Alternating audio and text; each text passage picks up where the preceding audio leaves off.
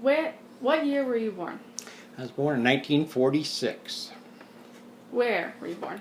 in Aberdeen, South Dakota. Could you tell me a little bit about yourself? Well, I don't know. I grew up on a farm. I don't know how much you want, but I grew up on a farm northwest of Aberdeen. Went to a small school. Had about 100 in high school. Graduated from there. I went on to Northern State Teachers College at the time in Aberdeen. When I graduated from there, I was drafted into the service. So I spent 2 years, the last one in South Vietnam. So I am a veteran. And after that, I guess I taught school for 40 years. And now I've been retired for the last 3 years. That's just a small synopsis of it, Yeah. I guess. What was life like as a teenager? Oh, it was back in the 60s, so it was pretty wild. Lots of dances and lots of sports. That's what I was into. And I mean, there was a dance, probably 2 dances a week. And Wow. yeah, we were kept very busy. Yeah. What were some things going on during that time? Well, I guess the big thing that everybody was worried about at the time was the Vietnam War, and there was a lot of protesting going on when I come back from there.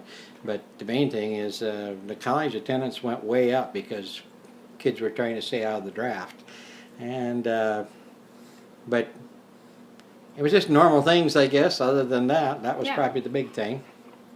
So did the things during this time influence your day-to-day life? Oh, I think they probably did, yes. You always have, peer pressure of doing things, and of course you probably follow your folks' footsteps quite a bit. And my mom was a teacher for all those years, and I ended up being the same thing, so. So those events did compel you to make life choices? Yep, they definitely did, yep. And you said you served in the military. Yep. Did you enlist or were you drafted? I was drafted. That was just one of those things. That was one of the last years before they even had the lottery system. You had the local draft board, like in Brown County, it was in Aberdeen, and I don't know how they decided who went and who didn't, but they called me before I graduated from college and said, "Don't get a job. You've got one already." So I was drafted. So you were still in college? Yeah, well, they let me graduate, but they said, soon as you graduate, you have a job, so don't look for another one. Wow. Yeah, so I was gone. What are some of the things you endured? Oh, you mean like in the service, or just anything? Well, I guess, it was a whole new... It was a whole new world for me going into the service, because I was just a South Dakota boy, and not been around other cultures and stuff like that. And so it was a real awakening. And then especially when you got shipped across to a war, in a war zone, why nobody ever knows if they're really prepared to do something like that. It's just within each person, and so... It could have been more traumatic than it was. It turned out being a very, very good experience as far as I'm concerned, of knowing what's going on in the world. Yeah.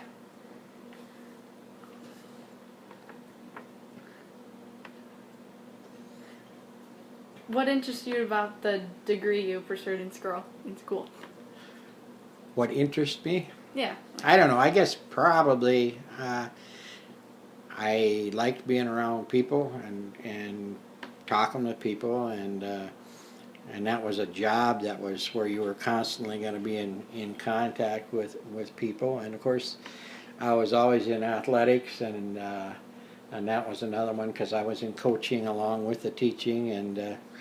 And although a guy didn't make a whole lot of money, it was a pretty good life, really, overall. So that was kind of the aspect that kept me with it. I'm just watching my mom and what she did, and this and that. Why I thought it would be a good fit for me too. So yeah. What did you coach? I coached. Well, I started the first coaching I did was girls basketball, When they started in South Dakota in 1975, I started coaching girls basketball, and that's the first year it was a high school sport again. It was earlier, and then they went out of it for several years, and they started it back up in 1975. But I also coached boys basketball. I assisted coaching football. I coached track, whatever. Wow. So I coached them all, just about, and baseball in the summertime. I coached a lot of Legion teams and teener teams in the summertime. So. And you taught math? Yes, I taught math, and I had a degree in history also. Wow. So, yeah, I had math, history, and PE. Cool.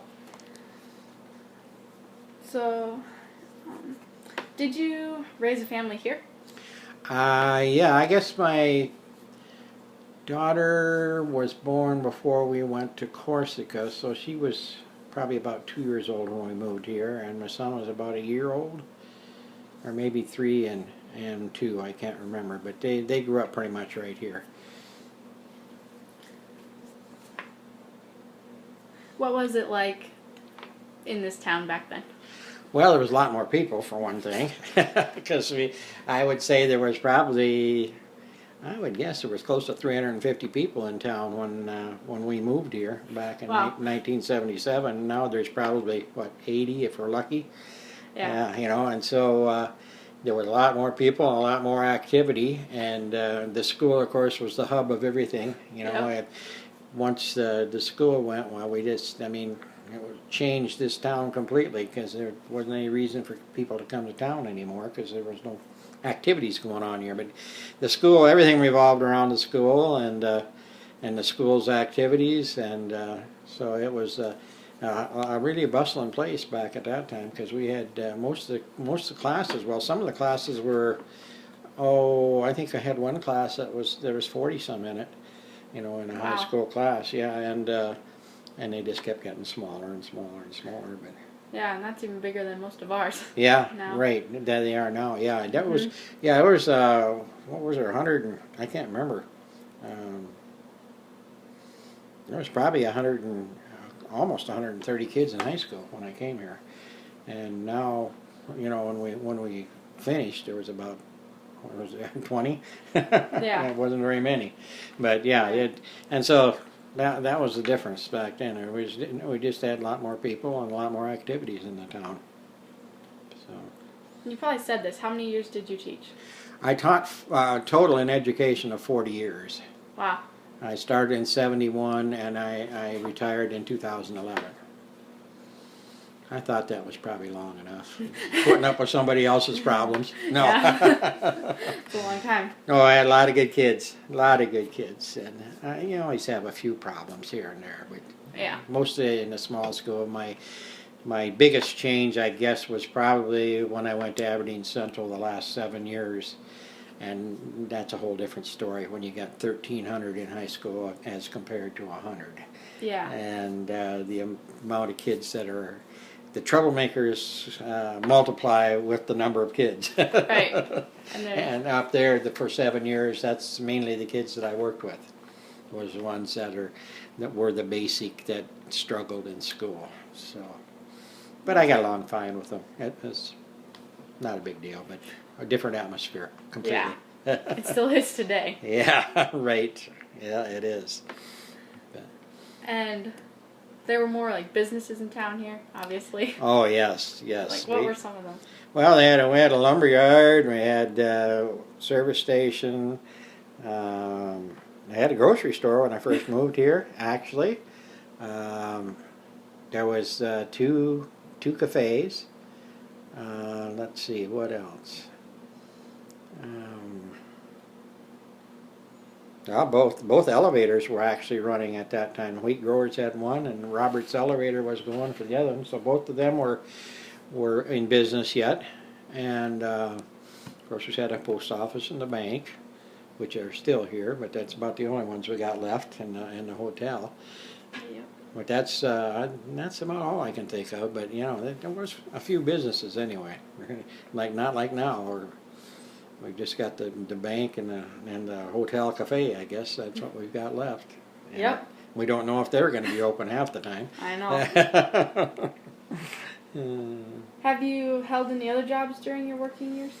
So I could afford to teach. You always had to work in the summertime. Right. That's what we always used to say anyway, is that had to work those 3 months in the summer so you could afford to go back and teach for another 9 months. But yeah, I worked for farmers and I worked for electricians, and I was kind of a jack of all trades, master of none type thing.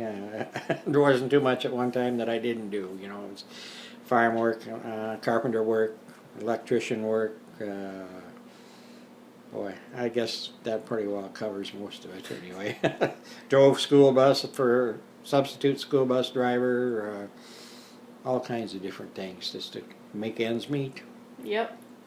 So. What other challenges have you faced in your life? Oh, what other challenges? Well, everything was a challenge. Putting food on the table.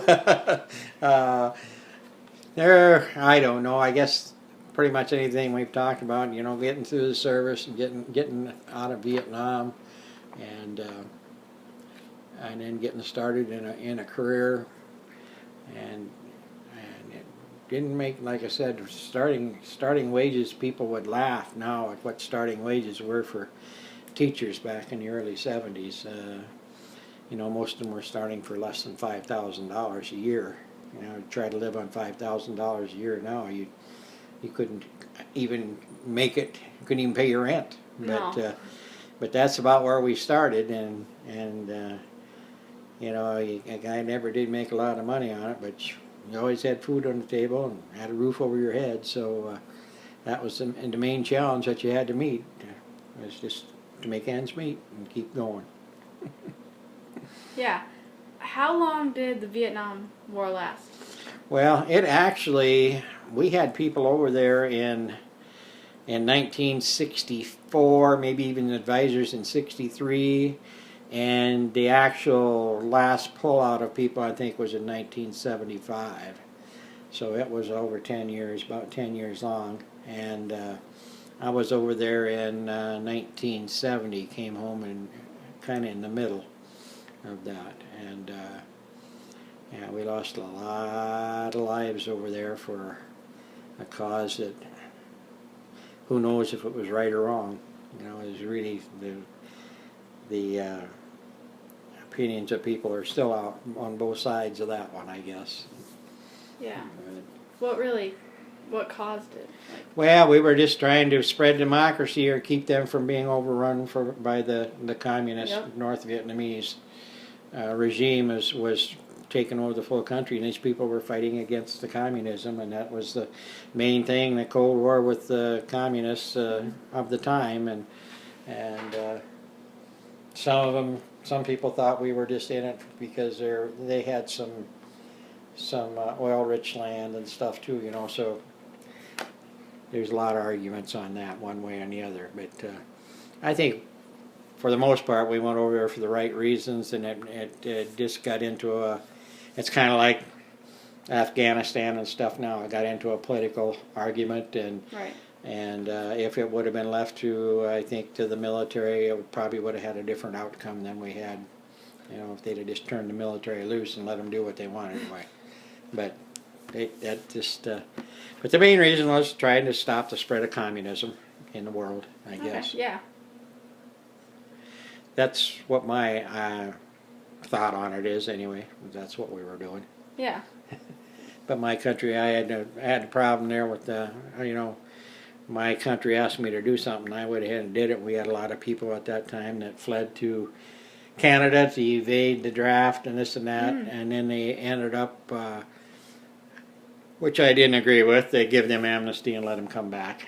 Oh, really? Yeah, and so I was not real happy with that, because I thought if we're going to run into trouble again, are those same people going to bail on us and not, right? You know, and I'm really, really glad that we've got young people now that are doing the job in the military that they are doing, because people like me can't do it anymore, and we did it in our time, and I'm glad we still have people that will do that same job now, because you aren't going to have a country if you don't. Right. You know, so.